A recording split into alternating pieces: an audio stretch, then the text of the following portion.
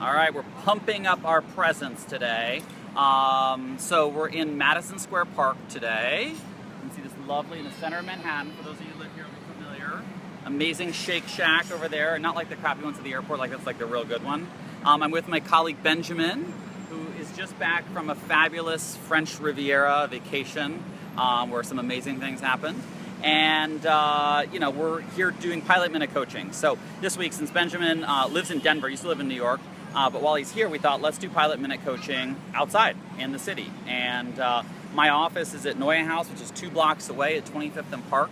And so we're here to talk today about Pump Up Your Presence. So every week we've been doing minute coaching on Tuesdays. We kind of dive into whatever we've been kind of talking about on the website, www.pilot.coach.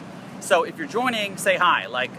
That's one of the things, whether you're joining in live or you see it after the fact, put a comment in there, let me know you saw it, give us some likes or hearts, we see it fly across the screen, and say hi or ask any questions, give a shout out, but it means a lot to me when you do that, so I love it, so please do that. So we're going to talk about pumping up your presence, and what does that mean? And this is not just some masculine sort of testosterone filled thing. This is around playing the part. Are you believable? You may want to be the leading actress in all these commercials, or a data scientist, or someone that is a great talent agent, or someone that's a fixed income trader, or whatever it may be. But you may want to be the manager of your department, or the head of customer acquisition or something. Great. Are you believable? If people saw you in a lineup, would they say, that's him or her? You have to think about all in how you communicate. It's really, frankly, no one's going to see your resume. They're not going to know what school you went to or what graduate degrees you have or what certifications or what training course you did. They're going to base their view of you on very little information, and often how you kind of present yourself or how you show up. So you want to think very thoughtfully about kind of what is that impression. There's always that quote, you never get a second chance to make a first impression, and that's a long time quote. Well, that's what makes an impression. It's how you greet someone, how you treat someone, what you say, how you're dressed and groomed, where you're at. All of those things give people this experience. You are your own brand. Whether you manage it or not, you have a brand. And so you want to think about what is the experience you're giving people, and does that align with who you want to be and what your career aspirations are. So I got a couple notes I keep here. Your essence. Ben, oh yeah. Shane McAndrew said, being able to pump up your presence is key for teachers, and it makes or breaks them. Oh, interesting. So yeah, great point, Shane. So my sister has been a teacher in New York City public schools, and I know that it's a part of it is having a certain amount of authority, right? Not in a domineering way, but in a way that gets people's attention and it draws people to you, and it makes it more effective. You can be drowned out in a crowd, and so it's a pretty important thing that's taught in instructional design and a lot of other different things in that regard. So other comments and thoughts, bring them on. Say hello. Again, we're in the middle of Madison Square Park. If you're wondering where we are, we're here beautiful Manhattan. It's finally not so gross and nasty out, and we're doing live video with we got real people walking through.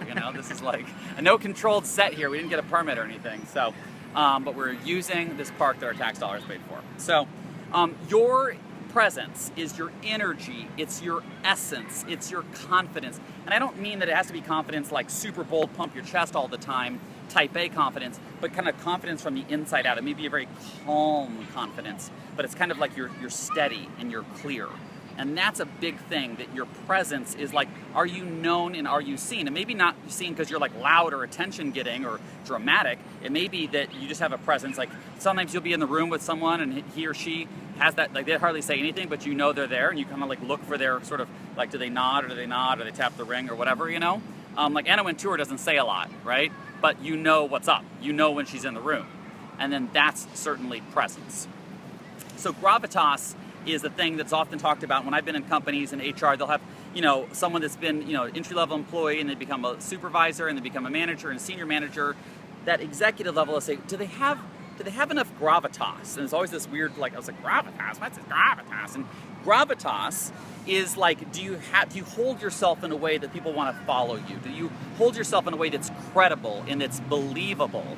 And that's one of the things that it's kind of difficult to teach because it really comes from the inside out. This isn't a tactic around how to introduce something or to say something or how to use your slides. This is almost like a worthiness and a stillness and a belief from the inside out that kind of gives you some of that presence. Because you can have, seen it many times in my career, someone who's technically very smart, highly intelligent, but they kind of get held into junior sort of roles and they don't get promoted or be given big projects because it's like, I don't know if he or she really, can command a room. That's another thing. Is that, can they command a room? Do they have gravitas? Will people follow them? Do they have presence?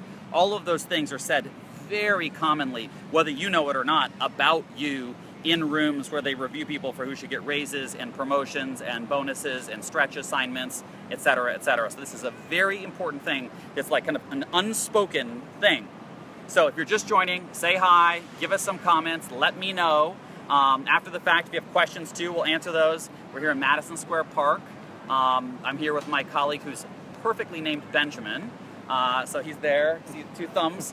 And we're talking about pumping up your presence.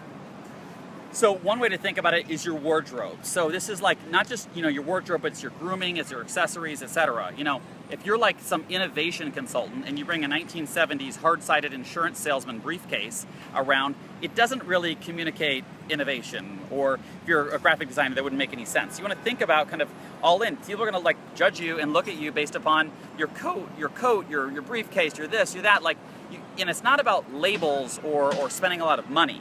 It's about being thoughtful and intentional. I mean, you go to a thrift store and get these sort of things. I'm not communicating you need to go drop a bunch of money on fancy labels, but if you're the sort of person that is all about like impeccability or is all about chill and ease and cool or whatever, does everything about you kind of line up to that? Is it all part of this experience where it's like, oh yeah, like if I'm all about healthy and I come in with eating a Big Mac and I have like a big gulp and a Big Mac and a bunch of big everything, it doesn't really align with being healthy. So you want to think, more about like, okay, if I come in eating a banana or having like a juice or something else, that makes sense. Having a water bottle, those sort of things, that all aligns. So it's those little things that people will notice, right? And people generally, you think about like, you don't want dieting advice from someone who's not healthy. You don't want, financial advice from someone that's broke. You don't want romantic advice from someone that doesn't have any luck with romance or relationships. And so there are the things that you're presenting, portraying and displaying things in a certain way. Like I left the corporate world. In the corporate world,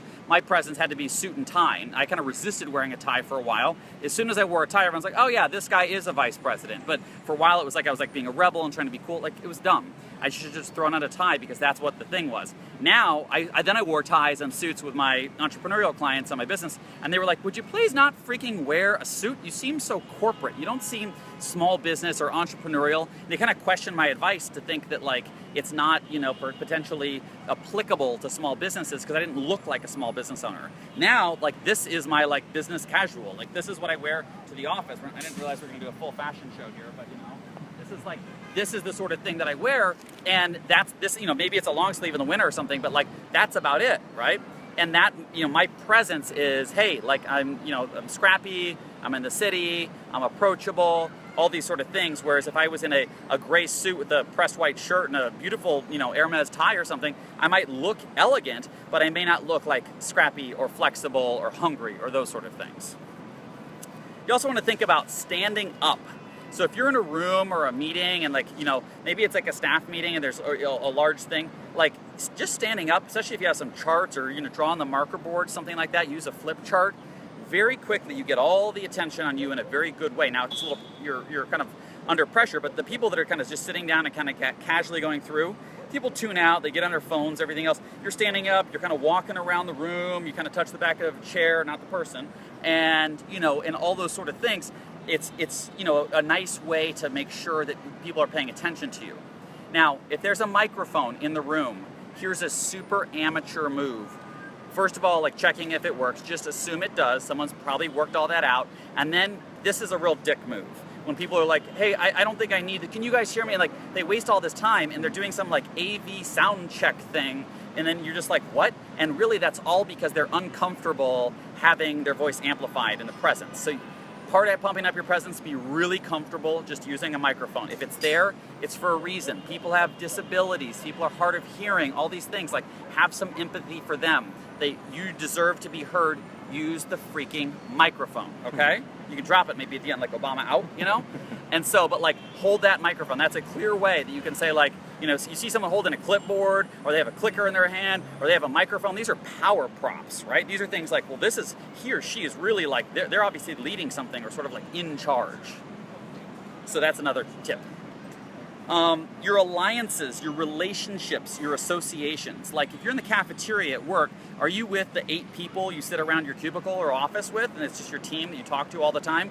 Or are you with the sales team, or the HR people, the IT guy, or the marketing gal, or whoever it may be?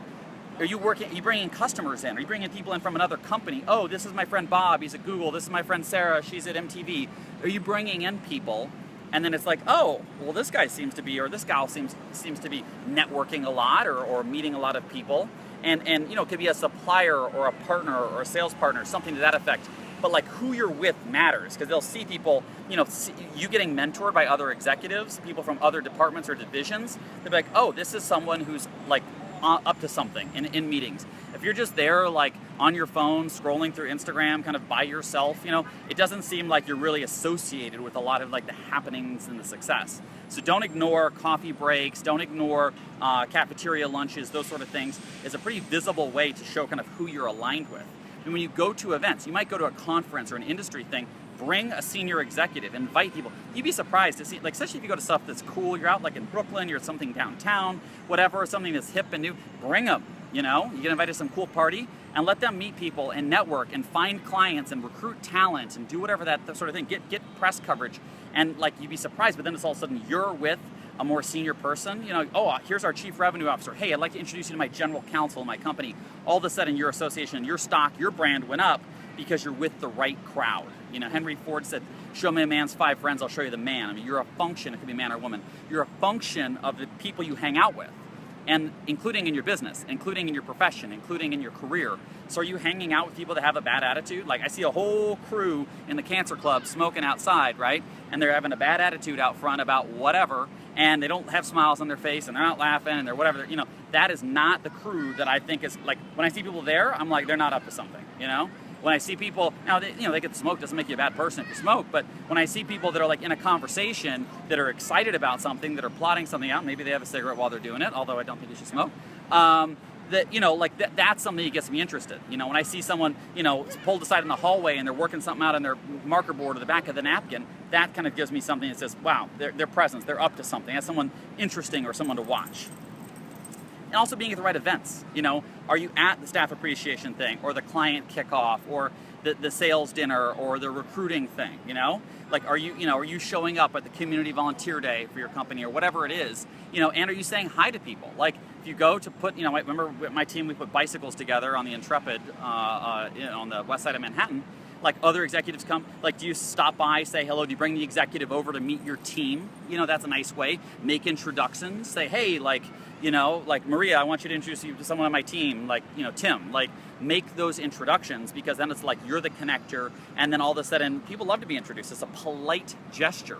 So again, all of these are examples of pumping up your presence. They're examples of letting people know your status beyond your title, beyond the number of, you know, degrees you have from education, whatever else. It's about letting people know kind of like the certainty you have with yourself. And it's not being overly brash or bossy.